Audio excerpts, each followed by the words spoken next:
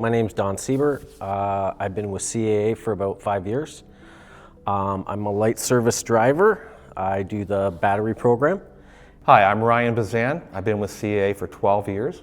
I've been driving tow truck for about 28 years now. I'm Alex. I've been with CAA for about 6 months now, and I drive flatbed, and I gotta tell you, I love it. Thank you for joining me this morning for our new series, which is A Day in a Life. So we have over 300 employees now, if you can believe that. Wow. And lots of different roles. So I just wanted to take the opportunity to learn more about your role, yourself, so that the rest of the organization can understand what it's like, a day in the life of one of our ERS Roadside Heroes. What route do you cover? What's a typical area of the region that you might spend time in? Well, based upon where I live in Niagara Falls. They keep me in Niagara Falls area. I do get down into Fort Erie and or Niagara on the Lake, and just basically cover those areas. Typically the drivers, we do have like a usual area that we're responsible for, but we are Niagara region drivers. We're responsible for going anywhere that the calls may take us. So we're pretty flexible in where we can go. Usually we cover the whole Niagara region, but I usually cover downtown St. Catharines, North St. Catharines, to Thorold, to Fort Erie, wherever. You'll find me all out throughout the road. Amazing. Besides your keys, what's one thing you can't live without in your truck? Oh, that's a hard one, but I'd probably have to say my booster pack. It comes in handy for putting vehicles in neutral and, just helping the member and seeing what's going on. It's a key thing in my truck. The hands-free for calling my members. I like to call all my members about 5 minutes before I show up to make sure that they're prepared and they're ready, they have time to get their stuff on, and they can expect to meet me outside. So I really like to keep the pace and make sure that we're giving good service in a timely fashion. The picture of my daughter. Oh. I got it right up there. Whenever I get a little frustrated or whatever, need a little pick-me-up, I just look at that picture and realize that's what I'm doing everything for. So when you hear the words slow down, move over, what does that mean to you? It's good to hear it. It's great that there's more noise and awareness to it. Because helping somebody on the road, it's not a choice. The profession is a choice, but it's not where anyone would prefer to be, right? And that could be you, me, or anybody watching at any time.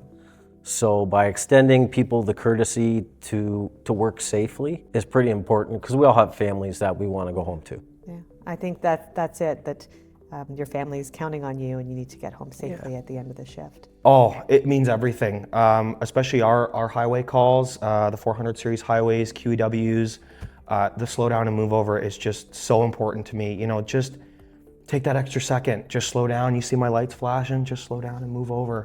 It means I get to go home to my family, and so do you. I wish it was enforced or able to be enforced more so. Because you never know if somebody's texting, now if they're high, if they're drunk, and then you're looking down the highway and you see these cars coming and they have enough time to move over and they don't move over. So it gets kind of scary, like, is something gonna happen? Most of the times not, but it just takes that one time for something to happen that could be life-changing. Yeah, absolutely. Well, it's interesting. I've spent a few days out doing ride-alongs, and every call is different. And you may have training and you've got a lot of experience, but it seems like you have to approach each rescue in a different way. So how do you just figure all these things out? Just through experience of doing it right, of doing it wrong.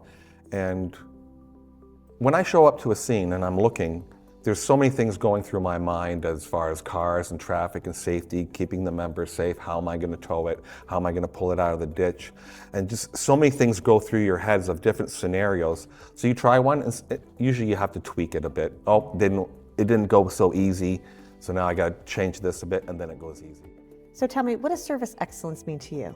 Giving the member what they want, trying to achieve their goal. So I like to walk up and say, what would we like to do today? If it's, are we checking on a tire? Maybe we'll check them all, just to make sure that, we go above and beyond and we can really put their mind at ease, right? That's what it is. It's the peace of mind. CAA is peace of mind.